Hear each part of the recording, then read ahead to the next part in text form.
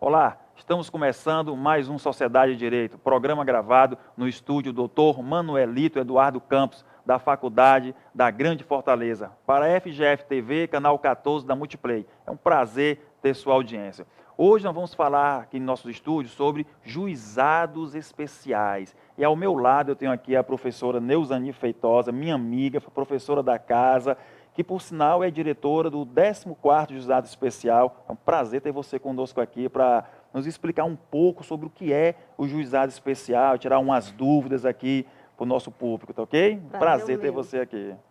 E aqui nós temos a professora da casa também, mestre em Direito Internacional, palestrante da área civil também, e professora de alguns cursinhos aqui da cidade, professora Luana Prado. É um prazer ter você conosco aqui, professora. O prazer é meu, professor. Muito obrigado por sua presença, tá? Obrigada Então, pelo convite. com duas professoras da casa aqui, da Faculdade Grande Fortaleza, vamos começar com a professora Neuzani Feitosa. Professora, de maneira assim, um pouco objetiva para o nosso público, o que é juizado especial? Professor, o juizado especial, né, foi instituído em 95, uma lei chamada 9.099, né, e aqui no estado do Ceará, né, em todas as comarcas, né, sendo vara única ou não, nós temos juizados especiais. Na comarca de Fortaleza, né, nós temos os juizados especiais em bairros, né? Há uma descentralização desses juizados, né, em vários bairros. E aí nós temos, na lei, nós temos 26 juizados especiais. Instalados, nós temos 24 juizados especiais, mais o juizado móvel. Né? Isso aqui em Fortaleza? Aqui em Fortaleza. Nós temos né? um móvel também? Nós temos um móvel. Certo. Né? É a população, né, que necessitar, né, solicitar o juizado móvel em caso de colisão, né? Você liga para o juizado móvel e o atendimento no local do fato. Tá, então né? ele atende a questão do trânsito, né? Isso, exatamente. São né? acidentes de trânsito sem vítima, né? Isso, exatamente, professora. Só um minuto, professor, eu achei interessante, porque eu passei um tempo em Porto Alegre e lá eles fizeram uma experiência com um juizado que não era apenas as questões de trânsito, era um juizado realmente atendendo nos bairros, eles faziam assim, tipo mutirão, né? Hoje, bairro tal, aí fazia aquele atendimento nos bairros, achei bem interessante, mas o nosso aqui realmente é a questão do trânsito, né, professora? Isso, por quê? Porque os 24 juizados, certo, são instalados em territórios. Por exemplo, certo. O 14º Juizado Especial, né, que é aqui no Bom Sucesso. Então, qual a competência? Né? Competência do João 23, do Jockey. Né? Então, por exemplo, a 2ª unidade, que é na Maraponga. 17º Juizado, que é na Parangaba. Né? Então, exatamente, qual a ideia de se criar o juizado em bairros? Né? Para que a justiça estivesse mais próxima à comunidade. Né? Por quê? Porque os juizados especiais, né, é uma lei que nós temos as matérias, né, não pode ser menor de idade, né, nenhuma matéria a respeito de falência, recuperação Na verdade, judicial. são matérias de menor complexidade, né? Que o juizado Exatamente. enfrenta. Mais questões ligadas a direito do consumidor, Isso, né? ligado ao direito do consumidor. Obrigação de fazer. Obrigação de fazer, né? Obrigação de dar. Estaduais, né? Fazenda. Nós temos os juizados próprios da Fazenda Pública, que não cabem nos juizados especiais estaduais, né? Cíveis, né? Tem uma lei específica. Porque tem uma que lei não é a específica. Tem uma lei 9.099, né? específica. Exatamente. Na verdade, até há uma certa confusão em relação a nós, advogados, que foram instituídos esses 2 juizados que funcionam como juizado hoje, onde funcionavam como varas da Fazenda Pública antes. Isso. Então, alguns advogados desavisados, eles não seguem o rito da 9.099 e até perdem prazos. Isso, às vezes, acontece. Então, essas causas, né, que nós chamamos de, né, causas não complexas, né, são causas simples, né, e temos causas más na área do consumidor, né, e até 40 salários mínimos.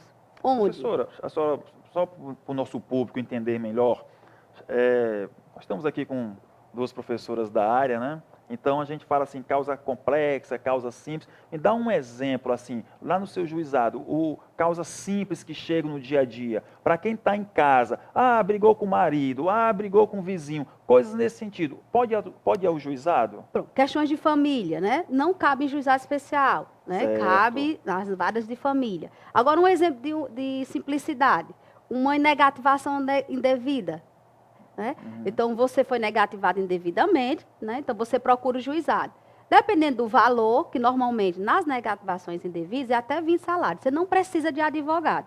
Então, você chega até o juizado, né? Fala com o servidor que atende e diz qual o seu problema. E aí, o que ele irá fazer? Ele irá tomar a termo, que nós chamamos de reclamação. Certo. Porque é uma coisa bem simples, né? A pessoa vai contar o que está conta a acontecendo história, e alguém vai, né? Isso. Aí ele coloca a termo, faz essa reclamação, protocola, que hoje nós sabemos que o processo é virtual, né? E ele já sai com aquela audiência marcada, né? E naquele dia e hora marcada, né, tem a audiência de conciliação, que é o encontro entre as partes, para tentar resolver o problema, né, amigavelmente. Uma conciliação. Né? Sempre busca-se uma conciliação. Né, professora? Professora Neuzani, eu também acho importante salientar a questão do princípio da pessoalidade do juizado especial. Importantíssimo, professora. Então, é necessário que a pessoa que ingresse com a ação, ela esteja a todo momento participando das audiências, não sendo possível que o advogado compareça sozinho, se tiver o advogado, no caso, né? Que é um dos princípios que são bem particulares em relação à lei dos juizados, né? Nós chamamos que o juizado especial é personalíssimo. Sim. A parte deve estar presente, desde o momento da reclamação, do protocolo da ação judicial, nas audiências, seja a audiência de conciliação, seja a audiência de instrução. É importante isso, não tem como desassociar, mesmo que ele esteja acompanhado de um advogado. Então, a presença dele, caso contrário, esse processo vai ser extinto e arquivado. O advogado não vai sozinho, né? Ele não pode ir sozinho. Certo? Então, se a outra parte não for, no caso, o polo passivo, né, pode causar revelia. O polo ativo, esse processo será extinto. Né?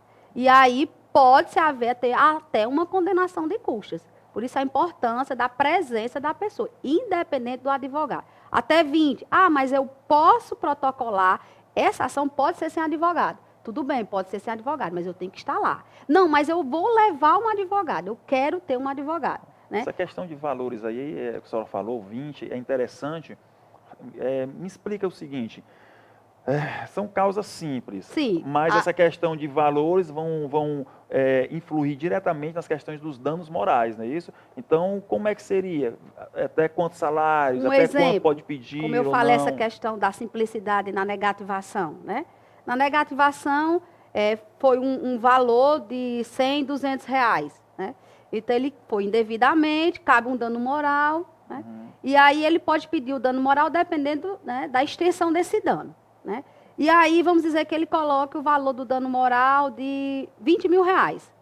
20 mil reais, né, hoje, ultrapassa os 20 salários mínimos. Né? Aí, neste caso, ele teria que entrar com essa ação já com o advogado. Vamos dizer que ele disse que o dano moral dele vale 10 mil reais. Neste caso, não há necessidade de um advogado. Ele pode simplesmente sozinho chegar lá e fazer essa reclamação. Mas eu quero ressaltar que, mesmo ele tendo advogado, há necessidade, como a professora Lando disse, né, da presença da pessoa, sob pena de extinção desse processo. Né? Quer acrescentar mais uma coisa? Não, professora? como advogada, eu acho que é interessante a gente salientar que, caso o cliente não possa comparecer por motivo de doença ou algo justificável, o advogado deve entrar com esse documento que comprove que, geralmente, pela minha experiência, os juízes eles consideram esse pedido e não causam nenhum prejuízo para a parte, né? Porque pode haver a questão das custas, né, sucumbenciais, para que essa pessoa que interpôs a ação e não compareceu por ter usado o judiciário e não ter ido, né, ele vai ser condenado. Interessante, eu quando estudava em Porto Alegre, os alunos falavam muito, vamos para o JEC, vamos para o JECRIM, e eu ficava assim envergonhado, sabe? Eu dizia, o que é JEC? Lá na minha terra, jegue é alguma coisa parecida com jegue. O que é isso que esse povo tanto fala, né? Porque eu já cheguei lá no curso, já adiantado, né? E eles falavam muito jeque, jecrim, jeque, jecrim. E lá o juizado especial funciona até às 9 horas da noite, todos os dias. E quando você sai de Porto Alegre para ir para a cidade de Rio Grande, tem uma ponte móvel, onde passam os navios, né? Ali no estuário do Guaíba. Então, era muito comum você estar aqui, que eu ia assistir às audiências, né? Estudante, né? Querendo aquelas horas, né? Ia lá assistir às audiências. Então, dava a hora da audiência, a pessoa não chegava. Porque a ponte abria e, por vezes, ela ficava emperrada, e às vezes ficava um dia, 2 dias. Então, as pessoas que estavam de um lado não conseguiam passar para o outro, e às vezes acontecia isso, está só o advogado e não está a outra parte. Mas eles tinham o bom senso de pegar um documentozinho comprovando que a ponte estava suspensa, então suspendia a audiência e marcava depois, porque mesmo tendo advogado, a audiência não caminhava, né? Não se Não realiza caminhava. sem a Quando se presença. conseguia, como a senhora colocou, quando se conseguia provar de que a pessoa não poderia estar ali por um motivo de força maior, por caso fortuito. Isso tu tem razão do princípio da personalidade, né? Uhum. Que é uma característica dessa Lei 9.099. E é importante também a gente ver que o novo CPC, ele trouxe o princípio da oralidade, que é muito utilizado também no juizado especial, como uma inovação do novo CPC. Hoje em dia, o novo CPC, ele traz essa questão da oralidade, de você ter menos, vamos dizer, formalidades, usando mais do princípio da oralidade nas audiências. A questão da conciliação também, que a professora Neuzeni deve falar, que é extremamente importante para o juizado especial. Muitas causas são já resolvidas em sede de conciliação, né, professora Neuzeni? Os princípios que norteiam o juizado especial, né, nós temos a oralidade, né, a informalidade, a economia processual, a publicidade, né? Com base nisso, né, eu costumo dizer que o novo CPC, né, pegou, né, esse princípio da oralidade, dessa informalidade, para diminuir, né, o tempo extensivo que o processo comum levava, né? E, basicamente, a conciliação e a mediação, que é de juizado especial, né? Então, inicialmente, nós temos no juizado especial a oportunidade de ter uma mediação extraprocessual. E aí o senhor pode me falar, professor, e como é essa mediação extraprocessual? Vamos dizer, a parte chega, né, narra o seu problema. Sim. Né, e aí o servidor tem essa sensibilidade, tem esse conhecimento, né, tem essa formação de desassociar. Cabe uma mediação ou cabe já uma ação judicial? Então, com essa experiência desse, não, cabe uma mediação. E aquele conciliador, né, ele também faz, às vezes, de mediador. Então, naquele dia, naquela hora, pode haver essa mediação. Então, é feita uma notificação extrajudicial, a parte leva, né, a outra parte, e naquele dia, naquela hora, pode haver aquela mediação. Aquela mediação, né, ela é homologada pelo juiz. E aí, cadastrada no sistema. Por quê? Caso aconteça, né, de não haver o cumprimento... De uma das partes não cumprir. Isso. Para não ter que entrar novamente com a ação judicial, ali só nós entramos com cumprimento de sentença judicial. Já vai existir um título executivo, exatamente, para que e aí a celeridade, né, executá-lo. E aí é muito mais célere, né? Muito mais célere. E aí não houve uma mediação. Quando você protocola, automaticamente o sistema, que é o PJE hoje que nós trabalhamos, né?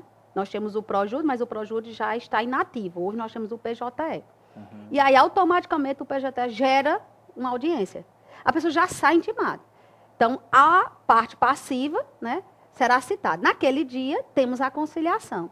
Então, tudo está voltado para a mediação, tudo está voltado para a conciliação. Havendo a conciliação, consequentemente, a homologação. É uma política de paz, né, professor? É uma política de paz. Buscar, a justiça vai até o bairro, está próxima da pessoa e procura gerar uma política de paz. Né? Eu acho que essa é o cerne, né? É a ideia. A composição, né, é prioridade no juizado. Né? A prioridade, independente, seja no juizado civil, e aí eu quero fazer um parênteses, falar também dos juizados, né, criminais, porque isso é importante, os juizados, ele é composto hoje em Fortaleza. O único juizado, ele tem matéria civil e matéria penal. Isso, por isso que existe o JEC e o Isso. JECRIM, que lá em Porto Alegre eu ficava, o que é esse JEC? Juizado Especial Civil e o outro Em Juizado alguns Especial estados, Criminal. eles são né? desassociados. Temos só o civil, temos só o criminal. Aqui Isso. não. Lá O eles 14º fazem assim. juizado, que é o juizado que eu trabalho, né, tendo Maria Lúcia Falcão como a magistrada, né, e doutora Lília como a promotora, nós temos matérias cíveis e matérias criminais. E também nós temos a figura do conciliador também no crime. Nós temos a conciliação, né, através da composição civil, através da transação penal, que são medidas despenalizadoras, né? Penalizadoras. Já para evitar um processo. Nessa fase aí, nós não chamamos de processo, nós chamamos de procedimento. Né? Há um crime de menor potencial ofensivo, que é aquele até 2 anos, até 2 anos, né? Você vai na delegacia, faz um TCO, esse TCO é encaminhado ao juizado especial, né? E aí, a primeira audiência, que chamamos de audiência preliminar, exatamente para as partes conversarem, para haver uma composição, haver uma transação, para evitar também uma sentença. Né? Essa é prioridade nos juizados especiais. Em termos de demanda, professora, com relação ao juizado especial civil e juizado especial criminal, o que é que acontece mais? O que é que chega mais? Cível, O que é que chega mais no civil e no criminal? Me dá um exemplo aí, o que é que acontece cível, mais? Nós temos, como a professora falou, né, professora, a questão do direito do consumidor realmente é algo assim que é o que nós temos mais de demandas. Problemas né? com cartão de crédito também. Muitos problemas de cartão de crédito, né? Nós temos problemas de negativação também devida. Sempre que você fala negativação indevida, para quem não é da área do direito, na verdade é muito comum, todos os cidadãos, eu já passei por isso. Você tem um documento roubado e depois de muito tempo aparece uma dívida, surgiu, ninguém sabe de onde, que você nunca fez. Né? Compartilho da sua dor, professora. Pronto. E eu me lembro quando aconteceu isso comigo, eu ainda estava na faculdade. Eu dizia assim, ai meu Deus, eu sei por que é o dano moral. Eu chorava com medo de acontecer alguma coisa, que na época eu ainda não tinha esclarecimento e não sabia, né, que aquilo não era tão grave. Mas o que acontece? Você, hoje em dia, que já é pacífico, que o relacionamento com os bancos é uma relação de consumo, é muito comum o banco permitir que seja feito o empréstimo, principalmente com esses idosos, né? É muito comum que sejam feitos empréstimos indevidos, ninguém sabe como isso acontece, e aí você entra com a ação pedindo para uma declaratória de inexistência de débito, para que seja também retirado o nome daquela pessoa dos cadastros de inadimplente, né? E hoje em dia isso é bastante volumoso, né, no juizado. Muito comum. Vícios, defeitos do produto e do serviço, temos bastante, entendeu? Mas temos também outros tipos de obrigações, né? Obrigação, ação de cobrança, né? Eu passei por um problema semelhante da professora, só que eu já não era mais aluno, mas foi assim. Uma determinada operadora de telefonia móvel, né? Não sei porquê, mas as operadoras de telefonia móvel... Pois bem, batem recordes, professor. Ocorre que eu fiz o pagamento e depois eles mandaram a mesma fatura com o valor diferente, assim, em 2 centavos a menos, certo? Vamos supor que eu tinha que pagar R$10, paguei, e depois eles mandaram uma conta com R$ 9,98, 2 centavos. Aí eu entrei em contato, olha, eu já paguei, eles me disseram, desconsidere, eu anotei dia, hora, quem está falando, desconsiderei. Algum tempo depois, lá estou eu negativado por dever à operadora de telefonia móvel. Ingressei no juizado especial, né? Pleiteando justamente a denegatória, né? E o que ocorre? Passado pouco tempo, 2 anos e meio, certo? 2 anos e meio depois, estou eu na audiência com os 2 advogados da telefonia móvel, está a excelentíssima doutora à minha frente, e ela me disse assim, doutor, isso é um mero aborrecimento da vida civil. Hoje... Mas nós reclamamos, fomos até o fim, né? Depois o professor vai explicar a questão do recurso, tá? Tive que ir ao antigo Tribunal do Povo, hoje de turmas recursais, e lá nós recebemos o devido dano. Mas é impressionante como às vezes o volume, né, demora e A professora comente o que ia comentar a questão. Não, é posicionamento do magistrado, né? Que, na verdade, muitos tribunais já entendem que não é um mero aborrecimento, né? Exato. E que, na verdade, é um dano moral mesmo, porque você está tendo seu nome negativado indevidamente por uma compra que você sequer fez. Ou seja, E com um período de 2 anos e meio. Nós temos uma súmula, né, professora, que trata exatamente sobre isso. Gera dano moral e negação indevida, né? Agora, a extensão desse dano, né, professora, cabe, né, a parte provar, né? Maior ou menor extensão desse dano, mas que o dano existe, é fato. E já está simulado. Já é simulado que existe o dano. O que cabe aos operadores de direito e a quem recorre ao juizado especial é provar a extensão desse dano, com depoimento pessoal, com oitivas de testemunhas, com provas de que você foi fazer uma compra e não conseguiu fazer essa compra em razão da negativação. Muitas vezes você só descobre que seu nome está no SPC e Serasa quando você vai fazer uma compra e não consegue fazer essa compra. E para que dano moral maior, constrangimento maior, você ser reconhecido como mal pagador diante da loja? Diante do... Você vai comprar um carro, não pode comprar? Vai fazer vai contratar um serviço e não pode contratar? Na minha concepção, além de já ser simulado, para quem sofre é um constrangimento horrível, né? Infelizmente, o nosso judiciário, sobretudo o Estado do Ceará, tem uma cultura de que o dano moral é meio tabelado, sabe? Tem um valor ali que nós sabemos que não passa, né? O teto não passa. Eu acredito, eu sou da seguinte política: o dano, ele tem que ser assim, ele tem que doer, certo? Proporcionalmente em quem o causou. Tipo as indenizações americanas, né? Nos Estados Unidos, em alguns países, Inglaterra também, a Alemanha também faz isso. O dano moral ele é punitivo. Exato. Né? Então, a característica do dano punitivo é de realmente inibir para que aquele dano seja feito cada vez menos. Mas a gente já tem evoluções aqui no Brasil. Hoje em dia, a gente já vê dano moral pela questão de não ser obedecido o prazo de 15 minutos em fila de banco, quando não é começo nem final de mês, né? Não é véspera de feriado. Eu acho que a gente tem crescido nessa perspectiva. Mas o que também eu acho que muitos magistrados imaginam, que também é uma preocupação que a gente tem que perceber, é o quê? É não se transformar numa indústria do dano moral, né? E eu acho que é muito tênue a questão de você utilizar como punição ou de se utilizarem do dano moral sempre como uma indústria, né? Então, o magistrado ele tem que ter uma sensibilidade. Tem que ter sensibilidade, mas eu penso assim: ele vai continuar tendo sensibilidade enquanto as empresas continuarem pagando coisas irrisórias. Uma determinada empresa de telefonia móvel pagar R$1.000, R$2.000 por te negativar, para ela em nada é a mesma coisa. Então eu acho que tem que ser assim, o dano que a empresa pare, faça a reunião e diga assim: turma, não podemos mais fazer isso, senão a gente quebra.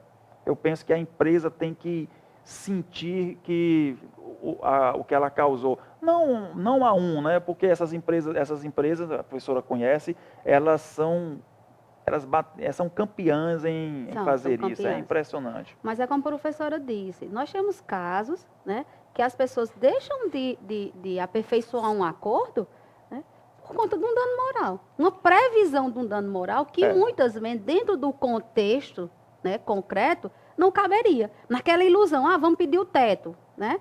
Mas muitas vezes o teto é uma previsão, mas isso não quer dizer, você provou sua extensão, né? Essa é a questão da extensão do dano. O maior ou o menor valor vai depender dessa extensão do dano, desse sofrimento que foi causado. Justamente o que eu falei, né? Vamos dizer, eu apenas descobri que meu nome foi negativado por uma consulta do próprio banco. É assim, eu chego lá, olha, tem uma negativação sua aqui. É uma situação. Eu fui fazer uma compra e não pude comprar em razão de uma negativação indevida. É um dano muito maior, né? Um dano moral muito maior. Então, cabe a prova do dano também, que é uma dificuldade no processo, né? Nós que atuamos, nós sabemos que o direito material existe. Agora, provar esse direito já são outros 500, né? Outra matéria interessante, né, que nós temos muito, é a questão do despejo. Agora, eu tenho que deixar muito claro, né, que a ação de despejo só cabe em juizado especial se for para uso próprio. Se não for para uso próprio, não cabe em juizado especial. E nós temos demanda, as pessoas chegam lá, né? O valor cabe dentro do juizado especial, até 40 salários mínimos. Mas não é para uso próprio. Então já aí descaracteriza. E aí tem que buscar a justiça comum. É interessante falar sobre isso também. Professor, o nosso tempo é curto, mas vamos aqui. Até onde eu posso ir ingressando no juizado especial? O cidadão chegou, ingressou no juizado, ele não precisa de advogado, né? Beleza. Sim. Valor ali, né? O que ocorre? Ele tem prejuízo, ele perdeu, tá ok? Então, se é juizado criminal, ele vai apelar daquela decisão, não é isso? Se é juizado civil, ele vai entrar com ação inonimada, não é isso? Tudo vai para as turmas recursais. Isso. Nas turmas recursais, ele precisa de advogado? Precisa de advogado. Isso. Seja É no importante crime, falar isso. seja no civil. O importante é falar aqui, no civil, nós temos a oportunidade, né, até 20 salários mínimos, não ter advogado. Já no crime, não. No crime, desde a audiência preliminar, se você não tiver advogado, tem que ser nomeado um defensor para acompanhar o procedimento, possivelmente um processo, certo? No civil, quando você não tem advogado, mas em caso de recurso, há necessidade do advogado. Seja o defensor público, seja um defensor dativo ou um contratado. Né, ótimo. Saiu da turma recursal, eu perdi. Eu posso recorrer para quem? Só existe uma possibilidade de recurso em caso de decisões de turma recursal. São os recursos extraordinários em matéria constitucional. Lá para o STF. Lá para o STF. Caso contrário, se não for matéria constitucional, não tem nenhuma mais possibilidade de recurso. Encerra na turma recursal, né, e aí dependendo, né, da decisão da turma, né, aí retorna ao juizado de origem para dar aquele cumprimento da sentença, se for o caso. Eu tenho algumas experiências assim. Nosso tempo é muito curto, o assunto é fantástico. Eu estou aqui com 2 professoras da FGF, professoras de alto nível, e eu passo para a professora Luana Prado para fazer suas considerações finais, para a gente poder encerrar o programa, e depois a professora Neuzane Feitosa, por favor. A única coisa que eu acho que seria interessante a gente tratar, que a gente não tratou, aliás, existem várias coisas, mas uma coisa muito importante seria falar sobre os prazos do juizado especial, que em razão do novo Código Civil, teve aquela... Por um momento, ninguém sabia se iriam usar os dias úteis, né? Ou não iria usar os dias úteis, iam ser só dias corridos. E, atualmente, já é pacífico que no juizado especial são utilizados os prazos contados dias corridos, não dias úteis, como o novo CPC, né, nos trouxe essa inovação. Obrigado. E muito obrigada pela oportunidade, pelo convite. Obrigado. Falar de juizado, nós temos conteúdos, né, para passarmos um dia inteiro falando sobre o juizado especial, tanto civil como criminal, né?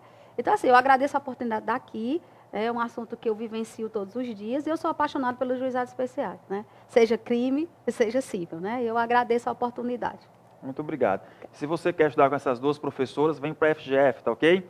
Chegamos ao fim de mais um Sociedade de Direito. Este programa você assiste pela FGF TV, canal universitário de Fortaleza, canal 14 da Multiplay ou através das redes sociais. Muito obrigado pela sua audiência. Até a próxima. Valeu.